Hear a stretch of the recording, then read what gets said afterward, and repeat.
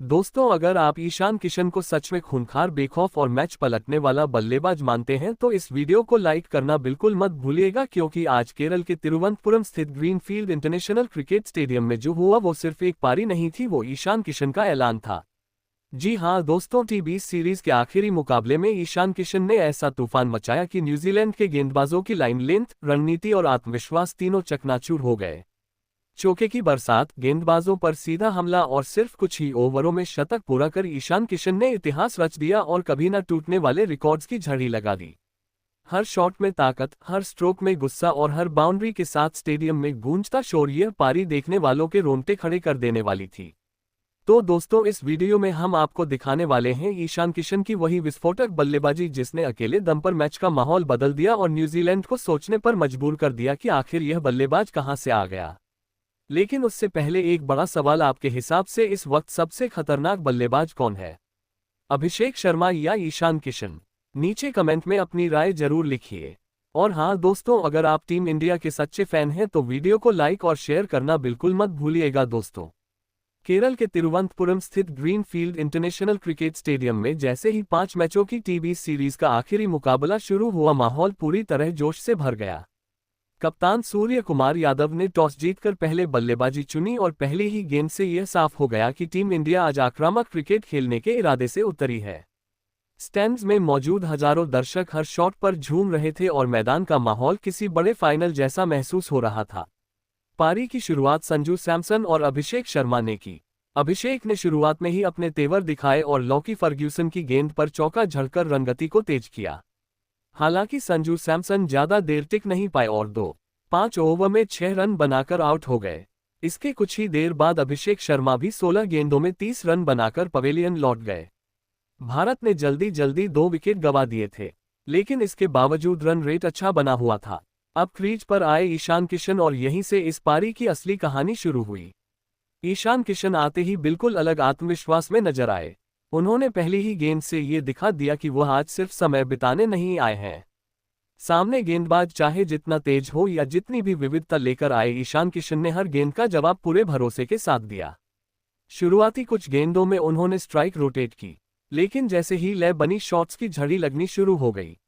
ईशान किशन ने कायल जेमिसन की लेंथ बॉल पर शानदार कवर ड्राइव लगाया। गेंद सीधी बाउंड्री के बाहर गई।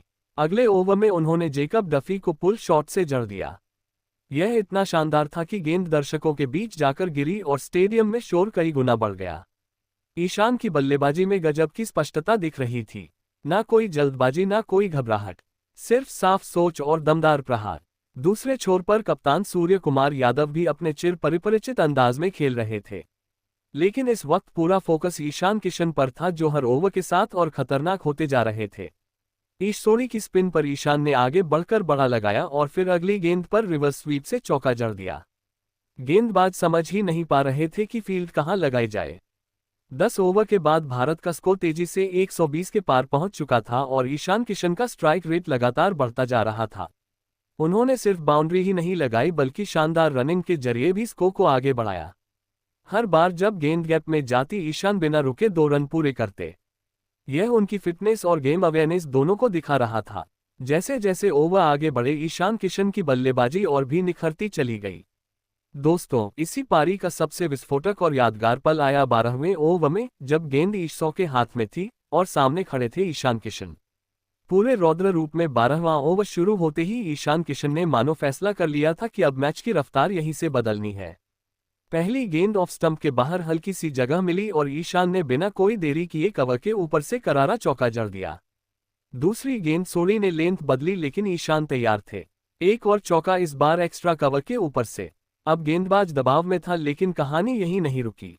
तीसरी गेंद ईशान ने आगे बढ़कर बल्ला घुमाया और गेंद सीधी लॉन्ग ऑन के ऊपर से के लिए उड़ गई। ग्रीनफील्ड स्टेडियम शोर से फड़ा पड़ा। चौथी गेंद सोली ने फिर से फ्लाइट दी और ईशान ने फिर वही किया, कवर के ऊपर से चौका। गेंद जैसे रॉकेट की तरह बाउंड्री पार। अब तो सोली के चेहरे पर साफ घबराहट दिखने लगी थी। पांचवी गेंद थोड़ी सी छोटी पड़ी और ईशान किशन ने इसे डीप मिड विकेट के ऊपर से गगनचुंबी के लिए भेज दिया और फिर आया ओवर का आखिरी बार। छठी गेंद एक बार फिर शानदार टाइमिंग और सीधा चौका। एक ही ओवर में 28 रन। ईशान किशन ने ईश्वरी को इस कदर धो दिया कि फील्डिंग बदलने, गेंदबाज बदलने किसी का भी कोई फायदा नहीं हुआ और 13वें ओवर में उन्होंने लगातार 2 और 1 चौका लगाकर यह साफ कर दिया कि अब गेंदबाजों के पास कोई जवाब नहीं बचा है।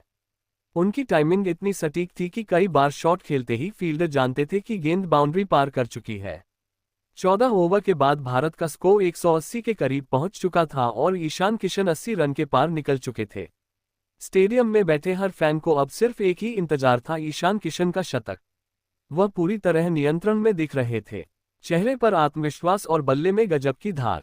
ऐसा लग रहा था कि यह पारी अभी और बड़ी होने वाली है और कोई बड़ा मुकाम बहुत पास खड़ा है। और फिर आया वह ऐतिहासिक पल जिसका हर भारतीय फैन बेसब्री से इंतजार कर रहा था। 17वें ओवर में ईशान किशन ने एक शानदार कट शॉट के साथ अपना शतक पूरा किया। जैसे ही गेंद बाउंड्री के बाहर गई, पूरा ग्रीन फील्ड स्टेडियम तालियों और नारों से गूंज उठा। ईशान किशन ने सिर्फ 42 गेंदों में 103 रन ठोक दिए। ये शतक ताकत, आत्मविश्वास और बेखौफ सोच का बेहतरीन नमूना था। हर चौका न्यूजीलैंड के गेंदबाजों पर दबाव बढ़ाता चला गया। यह पारी सिर्फ आंकड़ों की नहीं थी, बल्कि ये दिखाने का ऐलान थी कि ईशान किशन बड़े मौकों के खिलाड़ी हैं और ऐसे मंचों पर मैच को अकेले दम पर पलटने की काबिलियत रखते हैं। ये सिर्फ एक अच्छी पारी नहीं थी, बल्कि ईशान किशन की सोच, आक्रामकता और बड़े मंच पर खुद को साबित करने की भूख का साफ सबूत थी। अब सबकी निगाहें इसी बात पर टिकी थी कि यह पारी आगे किस ऊंचाई तक जाती है कि ऊपर से एक लंबा जड़ दिया। पावर प्ले के अंदर ही भारत 50 रन के पार पहुंच चुका था और न्यूजीलैंड के गेंदबाज दबाव में साफ दिखने लगे थे। छठे ओवर में अभिषेक शर्मा ने एक बार फिर फर्ग्यूसन को निशाना बनाया। एक शानदार फ्लिक शॉट से चौका और फिर अगली गेंद पर सीधा साइड स्क्रीन के ऊपर से हर शॉट में आत्मविश्वास झलक रहा था। हालांकि इसी ओवर में अभिषेक शर्मा बड़ा शॉट खेलने की कोशिश में आउट हो गए। उन्होंने सिर्फ 16 गेंदों में 30 रन की तेज पारी खेली, लेकिन अपनी बल्लेबाजी से यह संकेत दे दिया कि आज रन बनने वाले हैं। इसके बाद मैदान पर आए कप्तान सूर्य कुमार यादव और यहीं से पारी का रंग और बदला। सूर्य ने शुरुआत में समय लिया, सिंगल डबल्स लिए और ईशान किशन को स्ट्राइक दी। ईशान ने भी इस मौके का पूरा फायदा उठाया। 7वें और 8वें ओवर में उन्होंने ईस्ट सोरी की स्पिन पर आगे बढ़कर शॉट्स खेले, एक लॉन्ग ऑन के ऊपर और फिर कवर के ऊपर से शानदार चौका। दूसरी ओर सूर्य कुमार यादव ने अपने ट्रेडमार्क शॉट्स दिखाने शुरू कर दिए, रैंप शॉट, कवर ड्राइव और स्क्वायर कट, हर तरफ रन ही रन। 9वें ओवर में दोनों बल्लेबाजों ने मिलकर रन गति को और तेज कर दिया। सूर्य ने जेमिसन की गेंद पर लगातार 2 बाउंड्री लगाए, जबकि ईशान ने पुल शॉट से जड़कर दर्शकों को झूमने पर मजबूर कर दिया।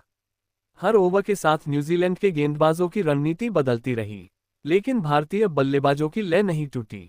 10 ओवर पूरे होने तक स्कोरबोर्ड पर लिखा था भारत 2 विकेट के नुकसान पर 102 रन। ईशान किशन 39 रन बनाकर क्रीज पर डटे थे और कप्तान सूर्य कुमार यादव 27 रन के साथ पूरी तरह सहज दिख रहे थे। यह पारी अभी आधी ही हुई थी, लेकिन जिस तरह से चौके लग रहे थे उससे साफ लग रहा था कि आगे आने वाले ओवरों में तूफान और तेज होने वाला है।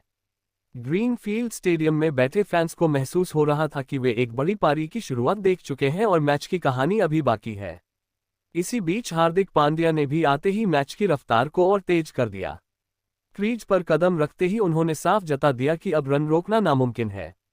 एक सीधे मिड विकेट के ऊपर और फिर तेज गेंदबाज पर करारा चौका। हार्दिक की छोटी लेकिन आक्रामक पारी ने न्यूजीलैंड की बची खुची उम्मीदों पर भी पानी फेर दिया। हार्दिक ने सिर्फ 9 गेंदों में ही 19 रन बना डाले।